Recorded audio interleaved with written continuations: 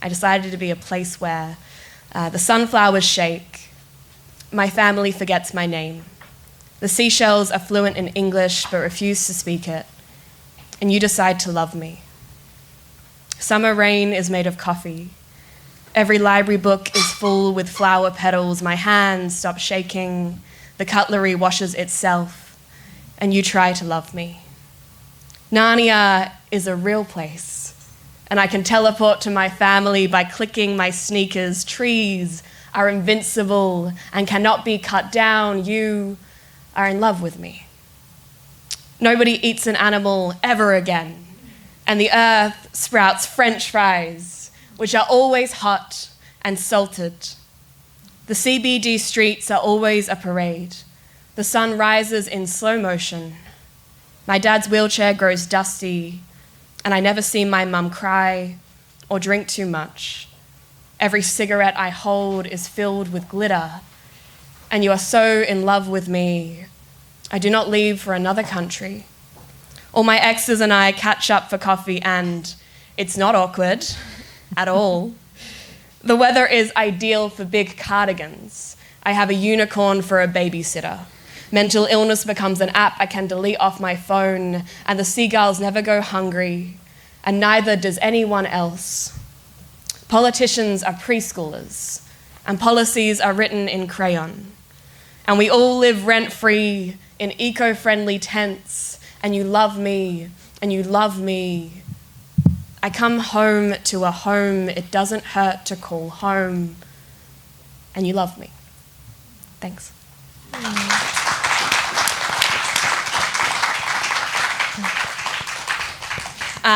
Cool, thank you. So I just wanted to start with this poem. It's an old poem of mine, but I think a lot about, when I was reading all three of your books, about how your poetry creates specific worlds, specific ecosystems, like maybe places, but also in a more, metaphysical way, to get wordy. They create, utopias or places or ecosystems, and I was wondering if we could just start by talking about what worlds do your poems create?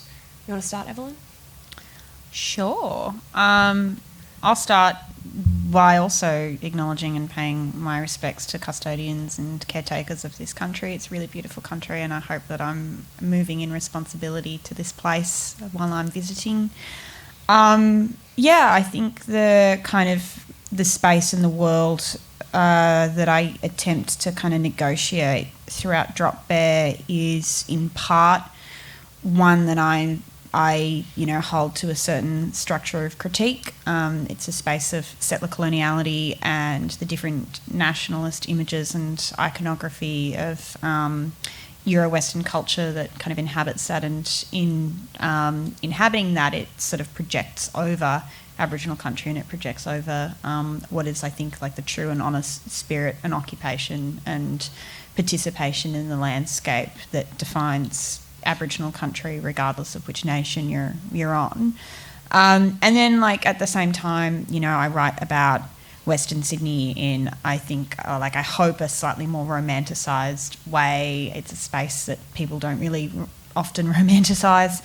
A couple people get stabbed in a car park, and then suddenly it's like, ooh, it's not a good place. I just think they should get over it.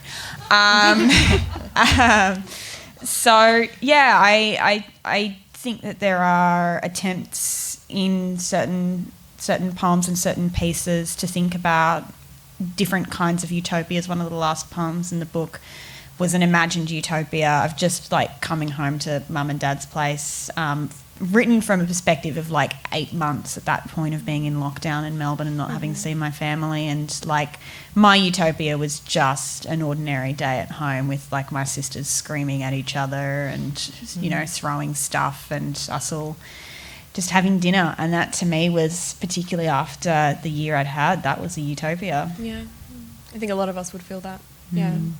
Oh, ordinary utopias. There's something there. Caitlin? I think I normally write a lot about these kind of ordinary utopias, but set normally in Perth and around Western Australia. But what makes this book different to the previously very similarly named Fish song is that this one actually has fish in it. The previous one didn't. It So just it had songs. It had songs. It was about fishing people, but not necessarily fish.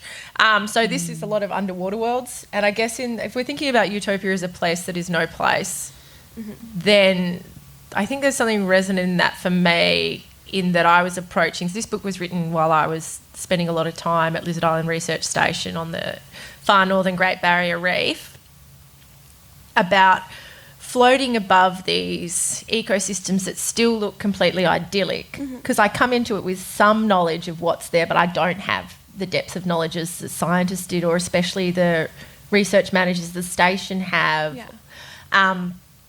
So I see it and it looks beautiful to me. The fish look beautiful, so it looks like a utopia, but you talk to anyone that's been going there for years, and they say, well, actually, this is devastation. So there's kind of like that binary there, and that's kind of the spaces that this book's trying to interpret, but as always, through the lens of what I call paper Caitlin, so my poetic persona that lives in all of my books and travels through all of my places.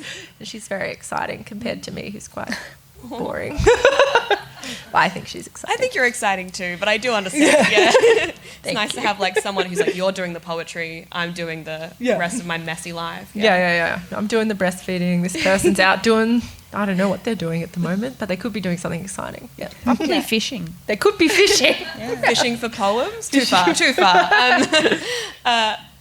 Emily, what do you think? What worlds do you think your poems, or what do you hope to create? Well, I think what I am trying to create through my world, or what I'm seeking, is utopia. And I think my work is about, it's about being Australian, and how when we came here, we thought it would be utopia, because as you mentioned in my bio, I was born in Hong Kong, and at age 3, I moved to England, and then by the time I was 8, I was living here in Perth, WA, and I had that sense that we were moving here because my dad explained to me that Australia was multicultural, whereas in England we couldn't be English. And being born in Hong Kong when it was British colonial Hong Kong, like the identities there are just really like even more messed up than here, to an extent, because that's another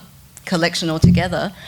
But when I actually came here, that was not really the reality, and I didn't know that the White Australian policy had only just ended, like within 6 to 7 years of when we came here, because I grew up here in the 80s and 90s, and race was just conceived really differently to how it was in England.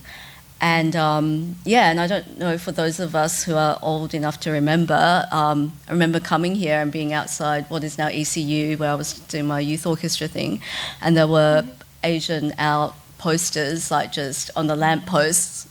And even though I lived on a housing estate with National Front, they're white supremacists, like skinheads in England, I just never had that sense like there was this whiteness that was to be feared, because a lot of our friends were just other people, mainly other Europeans, everyone who wasn't English, like Irish or Scottish. And so it was quite,